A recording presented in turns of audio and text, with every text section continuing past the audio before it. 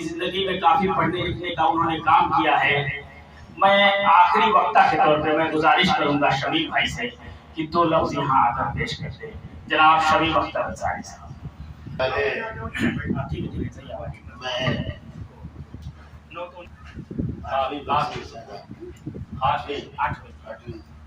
सबसे पहले मैं आपको खिराज पेश करता हूँ।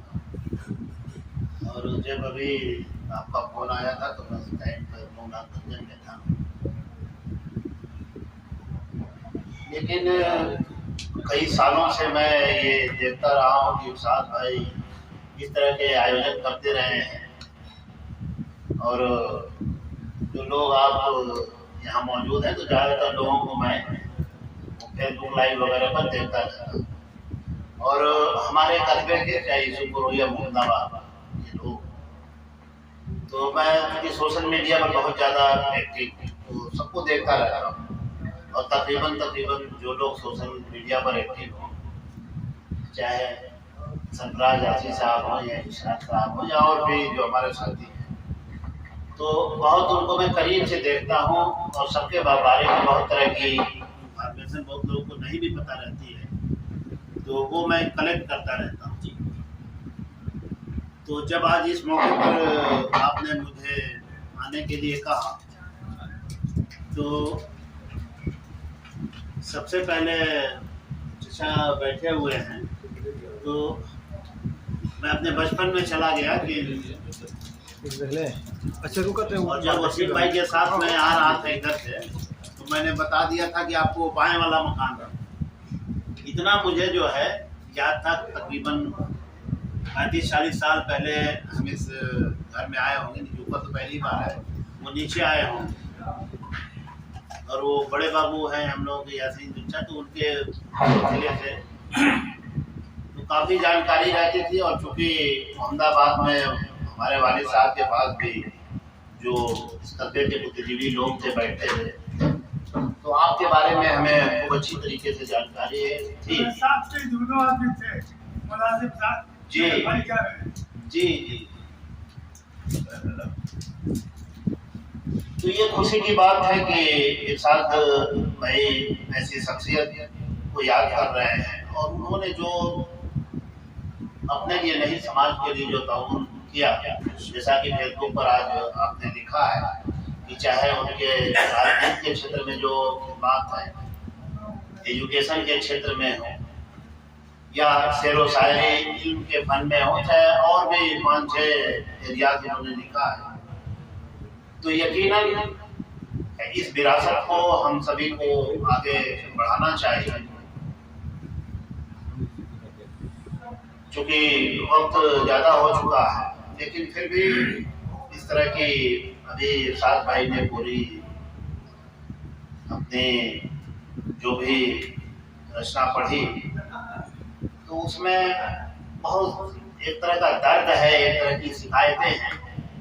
तो हम जहाँ भी जाते हैं, जहाँ भी लोगों से बात करते हैं, तो ये कहते हैं दुनिया में इस तरह की बहुत ढेर सारी समस्याएं हैं। तो ठीक है, उस पर गंभीरतापूर्वक बात करना ठीक है, उस पर नजर रखना चाहिए। और ये जो जनाब अभी आसिफ साहब जो अभी चले गए, आरिफ साहब, तो उन्होंने अपने एक लाइव उसमें डार्विन के विकासवाद की बात हुई थी। चूँकि हम लोग गवर्नमेंट सर्वेंट हैं, तो बहुत सी जगहों पर ये ध्यान रखना पड़ता है क्या बोलना है और क्या नहीं बोलना है। लेकिन बावजूद इसके जो ठीक समझ में बोलना भी चाहिए। अब आज कहीं से मैंने अभी सुना है और पढ़ा भी है कि जो डार्विन का विकासवाद का सिद्धांत है, वो एनसीईआरटी की किताबों से वो निकालता है। अब इस पर एक बहस होगी कि ये सही था गलत था, वो उसकी एक किया आदमी बंदर से बढ़ के कैसे आया। और उस पर क्योंकि मैं इसलिए कह रहा हूँ कि इसको जानना जरूरी है, इसकी अहमियत को समझना जरूरी है और इसे पढ़ना जरूरी है। तो इस तरह की महफिलें सजती रहनी चाहिए। और मैं जैसे नदीम है, लखनऊ यूनिवर्सिटी में पढ़ रहे हैं, नौजवान शायर है या आसिफ साहब ही है, तो मैं अभी 7 साल से मैंने कहा था कि भाई हमारी तंजीम तालीमी बेदारी के लिए आप कुछ लिख दीजिए, तो उस सिलसिले में वो लिख रहे हैं। तो मैं चाहूँगा कि देखिए दुनिया में जितनी भी तरह की समस्याओं की, अब गजलों का जो पैमाना बदल गया है, पहले लोग कहते थे कि गजल महबूब से बात करना हुआ या इस तरह की चीजें लिखी जाती है, लेकिन अब सामाजिक मुद्दों पर, सामाजिक विषयों पर वो लिखी जा रही है। जैसा अभी सुमन साहब पढ़ रहे थे कि पहले का जमाना कैसा था, अब का जमाना कैसा है। हमारे जैसे लोगों का यकीन है कि हर आने वाला कल अपने पिछले से बेहतर ही होना चाहिए, वो चाहे गांव का हो, शहर का हो, जो भी हो। तो मेरी ये गुजारिश रहेगी कि जो समाज के मुद्दे हैं, जैसा कि अभी इरशाद भाई ने बहुत अच्छे तरीके से हम सबके सामने रखा, तो मेरी जो अपनी समझ है, जो तकरीबन अब 25-26 साल का मेरा जो सामाजिक जीवन है, जो मैं समझ पाया हूँ कि तालीम के हवाले से, तालीम के सिलसिले से गजलों में भी, नज़्मों में भी जो बात की जानी जरूरी है। और काफी दिनों से ये बात हो भी रही है, लेकिन डेवलपमेंट एक ऐसी चीज है कि जब ये आगे बढ़ता है तो बहुत सारी नई चुनौतियां भी लेकर आता है। इस आर्थिक जैसे मैं एक बात कहना चाहता हूं कि पिछले 10-15 सालों से हमारे माशरे में, हमारे समाज में लड़कियों के इल्म को लेकर के, उनकी तालीम को लेकर के काफी बात,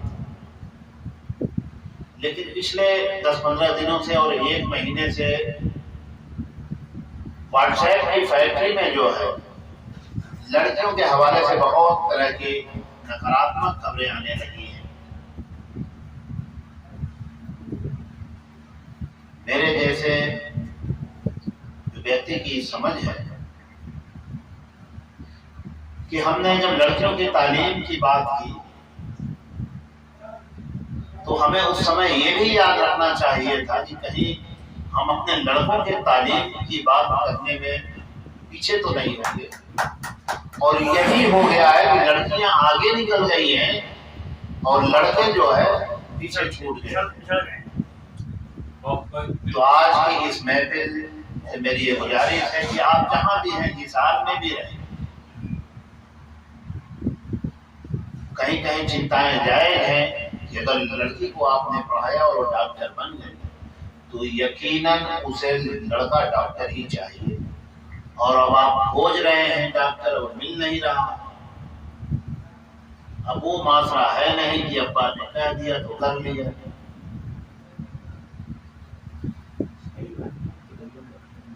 तो मेरी ये गुजारिश है कि आप जहां भी बैठे, जहां भी करें, बहुत सारे लोग देख रहे हैं जैसे अपनी अपनी तंजीमें चला रहे हैं, तो एजुकेशन की बात करें, शिक्षा की बात करें, और शिक्षा ही जो है, जिस समाज में शिक्षा ठीक होती है वो समाज आगे जाएगा। रही बात इस तरह की महफिलों की, तो ये नियमित रूप से इस तरह की महफिलें होनी चाहिए, क्योंकि एक शायर, एक कवि जो कहता है, क्योंकि शायर और कवि अपने समाज का आईना होता है, तो यहाँ सैकड़ों किताबें मैं देख रहा हूँ और हमें अभी जैसे पिछले साल से ही पता चला कि यासी साहब किताबें लिखते हैं या और लिखते हैं। तो मेरा ये अपना कहना ठीक है, बहुत सारे लोग ये इसीपुर, मोहम्मदाबाद, सलेमपुर, गगौली, लेकिन एक सवाल ये भी है कि क्या गगौली से फिर कोई डॉक्टर राही मासूम रजा निकलेगा? तो हमारे जैसे लोग क्या कर सकते हैं कि जैसे मैं जहाँ लखनऊ के इंदिरा भवन में बैठता हूँ, तो मेरे सामने वो भाषा आयोग का ऑफिस है, वो इन किताबों के लिए इनामात देते हैं, जो रिकॉग्नाइज करते हैं। अब हमने अपने 50 साल की उम्र में ये नहीं देखा कि हमारे यूसुफपुर या मोहम्मदाबाद या इसके आसपास के इलाके का कोई शायर, कोई कवि लखनऊ के, दिल्ली के या इस तरह की मुशायरों में जा करके वो पढ़ रहा था। और जो आसार मैंने यहाँ सुने, अभी कल शाम को बात हो रही थी चंचल साहब को, आज मैंने इनको सुन लिया। कल शाम को आपका बहुत जिक्र हो रहा था, आज मैंने आपको सुन लिया। अभी आशीष साहब को सुना, आपको सुना, या इनको नदीम को सुना, या सुमन जी को सुना। तो हम लोग क्या कर सकते हैं कि हमारे जैसे लोग इस ब्रिज का काम कर सकते हैं। क्योंकि जब कोई भी आदमी यहाँ से बाहर जाता है और यहाँ का नाम करता है तो अपने साथ साथ एक पूरी जनरेशन को वो रास्ता दिखाता है। और बड़े मतलब जब से जो मुझे समझ है या जैसा मैं समझ पाया हूँ, ये शायर और कवि जो है, मैंने भाषा आयोग की क्यों बात की, क्योंकि इसमें टाइम लगता है इसको लिखने में। और एक शायर और एक कवि जो है वो लिखने पढ़ने में इतना मशगूल हो जाता है कि उसको ये फिक्र नहीं होती कि उसके बच्चे की साथ में है। तो ये समाज की जिम्मेदारी है कि जो ऐसी प्रतिभाएं हैं, जो ऐसे बुद्धिजीवी तबका है, समाज उसका ख्याल रखे। और उसी के लिए यश भारती और या जो भी इस तरह के बनाए गए हैं। तो अगर हमारे कस्बे के लोगों की हिस्सेदारी बढ़ेगी, और जो अभी दानिश भाई हमारे मिनिस्टर हैं, तो पहले इसी के मेंबर, हाँ इसी के मेंबर। अब हमारे घर के लोग ही यहाँ बैठे हैं और हमें ही नहीं पता। तो इस तरह के समझ में बढ़ाए जाने की जरूरत है। और यकीनन आज की ये महफिल सजाने के लिए, खास फाउंडेशन के सभी लोगों के लिए मैं उनका शुक्रिया अदा करता हूँ कि आपने मुझे ये मौका दिया कि आपके बीच में आकर के मैंने आप सभी को सुना और मुझे अपनी बात कहने का मौका मिला। जब कभी भी मैं तो इनसे वसीम भाई से कहता हूँ कि जब कभी हम आए तो हम 2-4 लोगों के साथ भी जाकर के बैठ के बात करते रहते हैं। जैसे अभी पिछली बार जब मैं आया था तो इनके सरवर साहब के मोहल्ले में गया था, 5-6 लोग थे। तो हम लोगों को पकड़ के एजुकेशन के बारे में बात करते हैं। तो आगे भी शायद भाई से, और अब तो 3-5-6-7-8 लोगों से मैं कह पा रहा हूँ कि जब कभी भी इस तरह का, क्योंकि ये मौका होता है अपनी बात कहने का, कोई जरूरी नहीं कि 500 लोग हों तभी अपनी बात कही जाए। क्योंकि यहाँ इतने लोग जो है, हमें लगता है कि 4-5 हजार के बराबर है, मुझे लगता है। तो जाना चाहिए और इस तरह के आयोजन जो है रेगुलर होने चाहिए। कैलेंडर बना के खाद फाउंडेशन के लोग जो है आप के जो भी मिशन थे उनको आगे बढ़ाएं। और ये हम ही लोगों की जिम्मेदारी है, हम ही बढ़ाएं, कोई दूसरा नहीं करेगा। हम ये भी कहते हैं कि जिसका मसला है वही हल करेगा और वही बेहतर हल करेगा। चाहे सोशल डिफिकल्टीज हो, फैमिलीज की हो, किसी भी तरह की हो, जिसका मसला है वही हल करेगा। किसी के ऊपर निर्भर होने की कोई आवश्यकता नहीं है और न कोई जरूरत ही है। इतना हम लोगों के अंदर हौसला है और इतने अच्छे लोग हैं, जितनी सलाहियत है, आप जैसे लोगों की दुआएं रहेगी तो इंशाअल्लाह जो है कि इस तरह के बड़े आयोजन भी यहाँ हम लोग करेंगे। और जो है जो मिशन है समाज का, तालीम का, या जो भी इस तरह की चीजें हैं, कौमी एकजहती का, मोहब्बत का, वो सब आगे बढ़ता चला जाएगा। आप सभी का बहुत शुक्रिया, आपने मुझे बोलने का भी मौका दिया और आपने उससे ज्यादा शुक्रिया कि आपने सबने मुझे सुना। और मैं लखनऊ में बैठता हूँ और मैं इस उत्तर प्रदेश सरकार के बहुत ही इम्पोर्टेंट प्रोजेक्ट को अभी पिछले 1-2 सालों में हैंडल कर रहा हूँ, जिससे उत्तर प्रदेश में बहुत बड़े बड़े परिवर्तन जो है आपको आने जब होंगे, दिखने लगेंगे, तो यकीनन एक दिन आपको जो है ये फख्र होगा कि आज का बीच का बच्चा जो है इतने बड़े बदलाव का जो है काम कर रहा था। और उसके बारे में भी अभी मैं किसी दिन इरशाद भाई से कहूँगा कि मतलब एक सेकंड में मैं कह जाता हूँ, हम लोग अटल आवासीय रेजिडेंशियल स्कूल बना रहे हैं, हर एक मंडल में बना रहे हैं। 18,000 बच्चे जो है एक साथ इन स्कूलों में पढ़ेंगे और सब गरीब घरों के बच्चे। और ये 18,000 बच्चे जो है वो काम करेंगे बदलाव का, जिसके उत्तर प्रदेश के लोग पूरी दुनिया में गर्व करेंगे कि बहुत ही हाई लेवल के स्कूल है, रेजिडेंशियल स्कूल है, जैसे आपके नवोदय के स्कूल है, तो इस तरह के स्कूल है। दूसरा 8.5 करोड़ लोगों के साथ हमारा डायरेक्ट कम्युनिकेशन है और मैं ही उसको डील करता हूं, तो उसके बारे में भी कभी अलग से जो है ये मेरी गुजारिश रहेगी कि एक बार मुझे मौका दीजिएगा। तो क्योंकि तमाम लोग संस्थाओं से जुड़े हैं, इनको जैसे जिया भाई को भी मैं देखता हूँ, हाँ, तो तमाम तरह के लोग हैं। और यहाँ जो हमने बनारस का स्कूल बनाया है, तो यहीं के राय साहब हैं, उन्हीं को प्रिंसिपल यहाँ अपॉइंट हुए हैं, तो किसी दिन वो आएंगे यहाँ, स्कूल वालों से बात भी करेंगे। तो यही मिशन था खाप साहब का, तो इसे आगे बढ़ाने की जरूरत है। और बहुत शुक्रिया आपका। और मैं चाहूँगा कि ये आयोजन हर साल जो है बड़े पैमाने पर इसको कीजिए और इसमें 2-3 चीज़ें जोड़ते जाइए। अब जैसे आपने किया एक बाद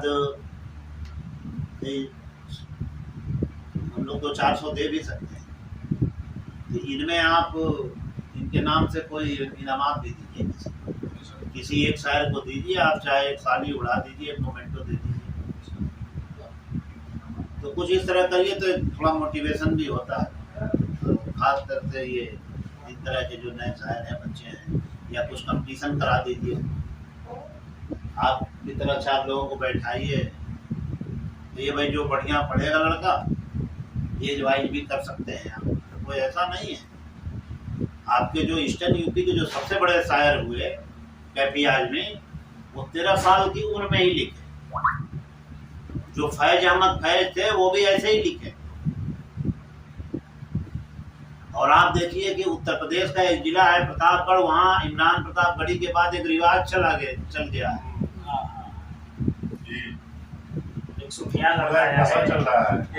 एग्जैक्टली। तो संसाधनों में हिस्सेदारी आपके इलाके की कितनी होगी, भाई जिस फील्ड में आप हैं उसमें हमारे इलाके की हिस्सेदारी कितनी है। मतलब एक ब्रॉड मेरा पर्सपेक्टिव है कि कोई ठीक है किसी काम में लगने की जरूरत है तो एकदम उसे ठीक से लगने की जरूरत है। अभी हम आ रहे थे मऊ से गाड़ी चला के, तो हमारा भतीजा एक वो भोजपुरी का गीत बजा रहा था, वो सोन चिड़ैया गांव में कैसे माटी के सोना, तो डॉक्टर सागर, हाँ, अब वो मुंबई में जाके लिख रहे हैं।